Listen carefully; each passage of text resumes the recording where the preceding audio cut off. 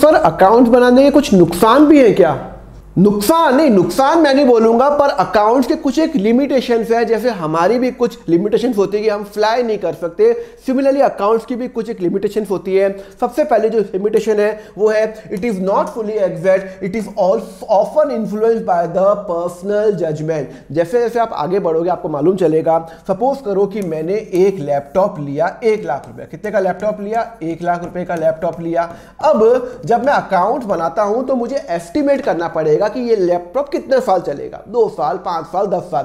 Suppose करो मैंने estimate किया 5 साल, तो यहां पे ऐसा नहीं है, साइंस नहीं है कि 5 साल मैंने बोला, 5 साल जैसे ही खत्म हुए रात को 12 बजे लैपटॉप खराब हो जाएगा, ऐसा नहीं है। ये मुझे पर्सनल जजमेंट लेनी पड़ेगी कि भैया मैंने एक लैपटॉप खरीदा, तो नॉर्मली मैंने इतने साल से लैपटॉप खरीदा हूं, तो 2 साल 5 साल में मुझे लैपटॉप चेंज करना पड़ता है। तो मैंने एक पर्सनल जजमेंट ले लिया कि भैया 5 साल लैपटॉप चलेगा, और इसको जो डेप्रिशिएट करूंगा, जो आप आगे जाके पढ़ोगे, उसको मैं 5 साल के अंदर करूंगा। मतलब 5 साल में 20,000 रुपए, 20K, 20K, 20K और 20K में एक्सपेंस दिखाऊंगा, जो हम आगे जाके पढ़ेंगे। पर हमने ये एस्टिमेट किया तो यहां पे पर्सनल जजमेंट आ गया। साइंस में कुछ एस्टिमेट नहीं होता, साइंस में सब कुछ, फिजिक्स में क्या होता है, सब कुछ क्या होता है, फॉर्मूले होते हैं, E = mc²। यहाँ पे फॉर्मूले होता है, यहाँ पे भी है, पर यहाँ फॉर्मूले नहीं है, यहाँ पे पर्सनल जजमेंट है। दूसरा जो है, accounting does not indicate the realisable value. जैसे कि मैं आपको एग्जांपल बताता हूं, सपोज करो ये मेरी बैलेंस शीट है। अब बैलेंस शीट में ये जो है, ये लैंड है 1 लाख का, तो या क्या ये मेरी बुक्स में बैलेंस शीट आ रहा है 1 लाख का? ये मैंने लैंड कब खरीदा होगा? हो सकता है 4 साल पहले खरीदा होगा, वो अभी तक 1 लाख का आ रहा है। अभी जाके मैं मार्केट में ये लैंड बेचूंगा तो क्या मुझे 1 लाख आएगा? हो सकता है ये लैंड का मुझे 3 लाख मिल जाए, हो सकता है 5 लाख मिल जाए, हो सकता है 70,000 रुपए मिले। मतलब मुझे नहीं पता। यहां पे अकाउंट्स की एक लिमिटेशन है कि ये सिर्फ एक कॉस्ट बताता है। मैंने लैंड कितने खरीदा, 1 लाख का, बस वो बताएगा। ये कभी नहीं बताएगा कि मैंने कितने में बेच सकता हूं फ्यूचर के अंदर, या कितने की रिलाइजेबल वैल्यू है। That is dependent upon the market condition. तो ये अकाउंट्स की एक लिमिटेशन है कि वो रिलाइजेबल वैल्यू नहीं बताता। क्लियर है?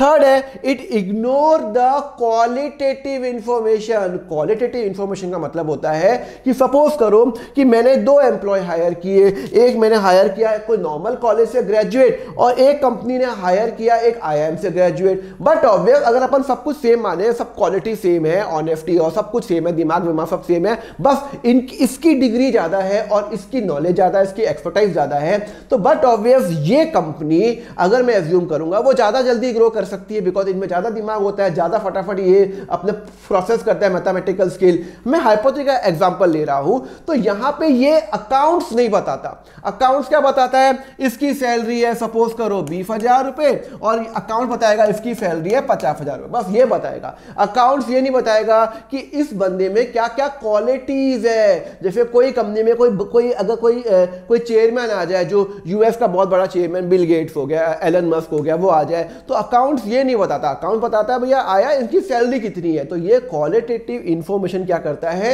इग्नोर कर लेता है। क्लियर है?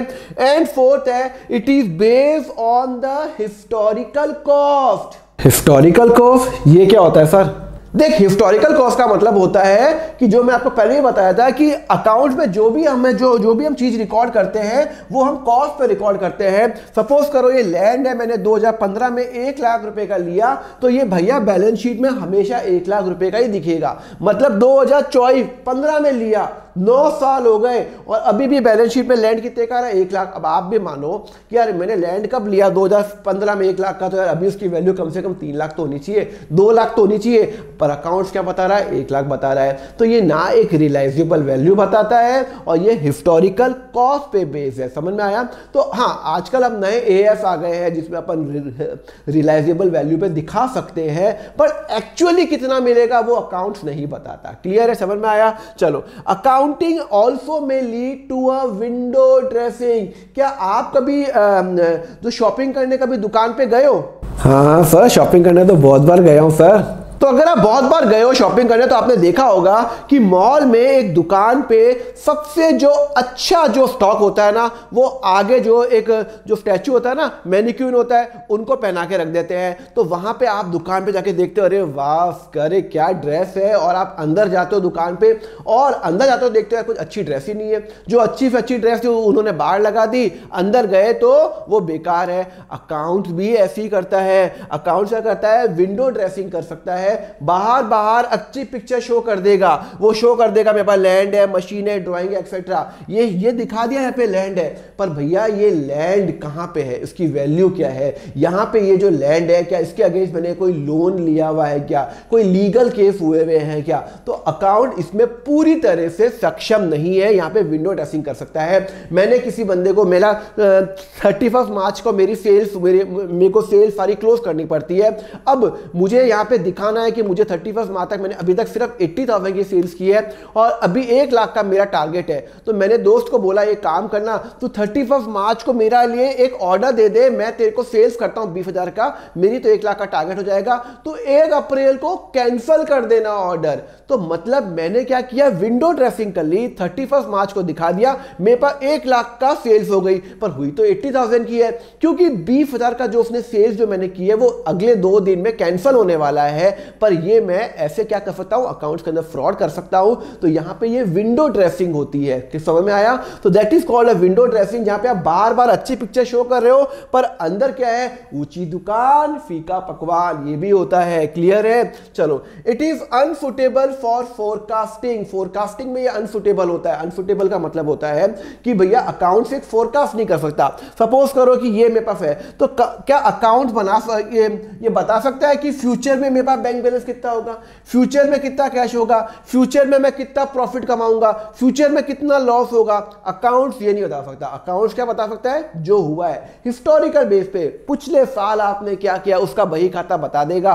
फ्यूचर में क्या होने वाला है, फ्यूचर में आपका ये सेल्स इंक्रीज होगी या डिक्रीज होगी, ये अकाउंट्स नहीं बता सकता। तो accounts it is unsuitable forecast. Account record only the past ignore event, it ignore the continuous changes that take place in the event. समझ में आया आपको। तो ये क्या हो गया, ये जो अकाउंट से क्या हो गए, लिमिटेशंस हो गए, फोरकास्टिंग में हेल्प नहीं करता, रिलायबल वैल्यू नहीं दिखाता, विंडो ड्रेसिंग हो जाती है। क्लियर समझ में आया।